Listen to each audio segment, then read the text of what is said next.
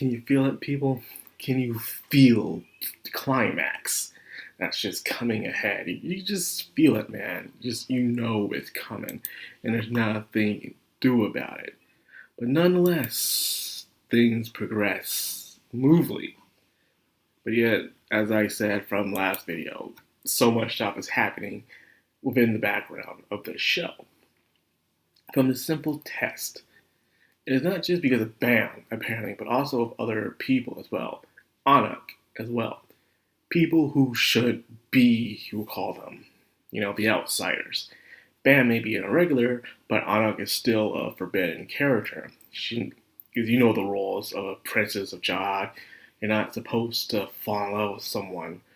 You're not supposed to have a child with someone who was in Jod, but they did anyways. And those who collect all the weapons becomes Jod's true wife.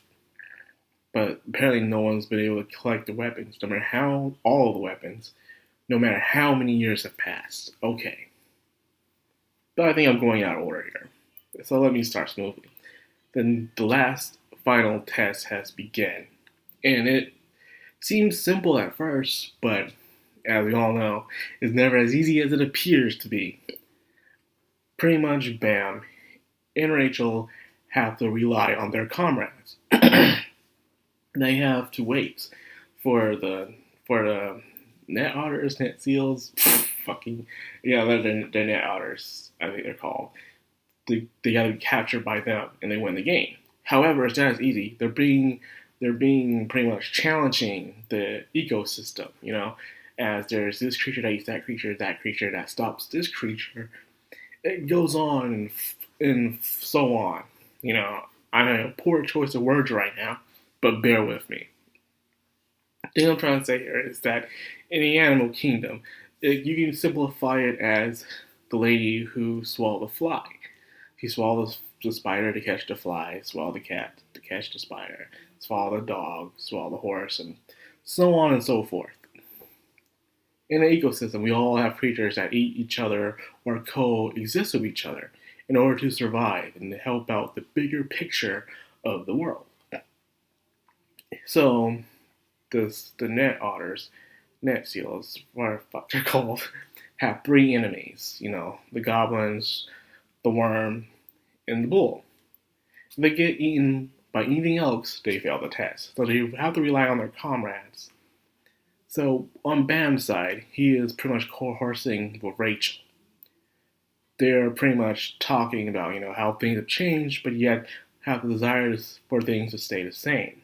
But as you always know, things never stay the same, nor less things ever go out the way you want them to.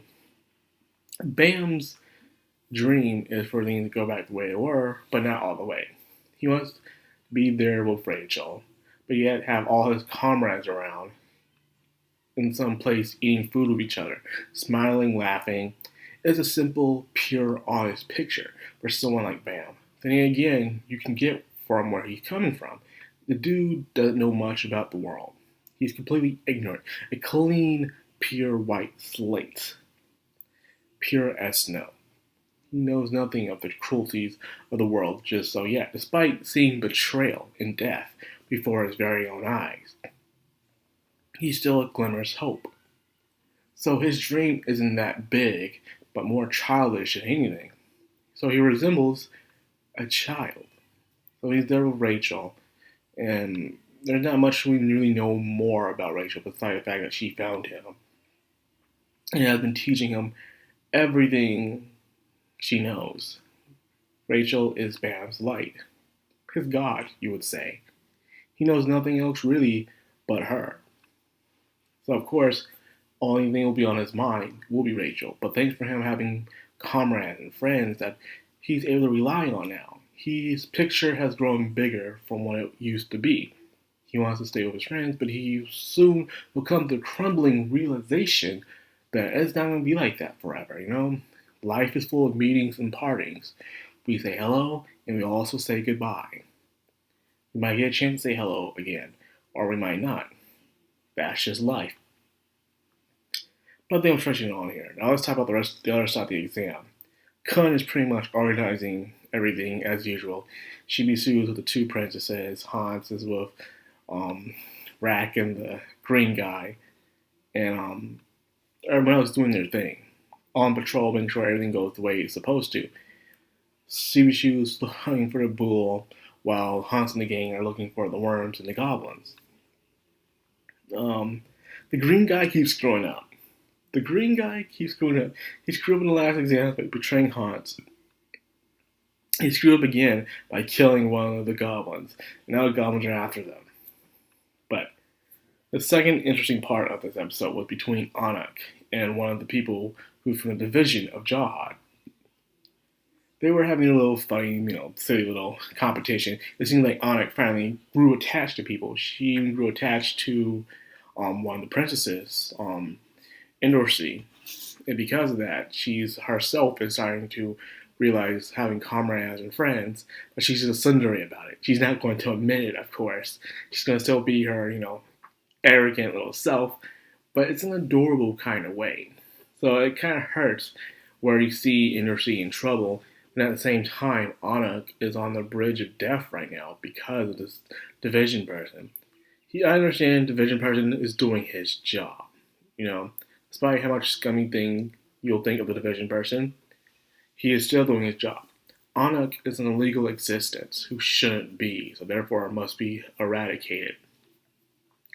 If she didn't try to climb the tower, apparently, what I'm getting from what the division person said, if she just tried to live a life of peace and not try to gain power and revenge, none of this would have happened to her. But as you know, in all stories, characters desire revenge without listening to the desires of the person that risked their life for them. It's a story old as time can tell. Someone's life in danger. Somebody saves that person by sacrificing their own life, telling them to live a life of happiness and move on, live a peaceful life. They say this so many times in these revenge stories. But of course, the main character must seek their own justice by hunting them down, while at the same time having overbearing consequences. I've seen this so many times, and at the end of the day, when everything's said and done, they're full of regret, sadness, and misery, wondering was getting revenge really all worth it? Maybe you should have listened to the person who sacrificed their life for you to live. But I don't know. I guess because of this, Anna learned to make friends and comrades that'll probably become her enemy or be endangered because of her. And she'll probably might learn it if she survives through this. Other than that, it seems like the director and probably the administrator of this floor are up to something big. And I don't know what it is, but you gotta look out for that. And that's where I'm going to end this episode, actually. We're coming close. We got, episode 11? We have, I believe, 2 more episodes. I believe the series has 13 episodes to it.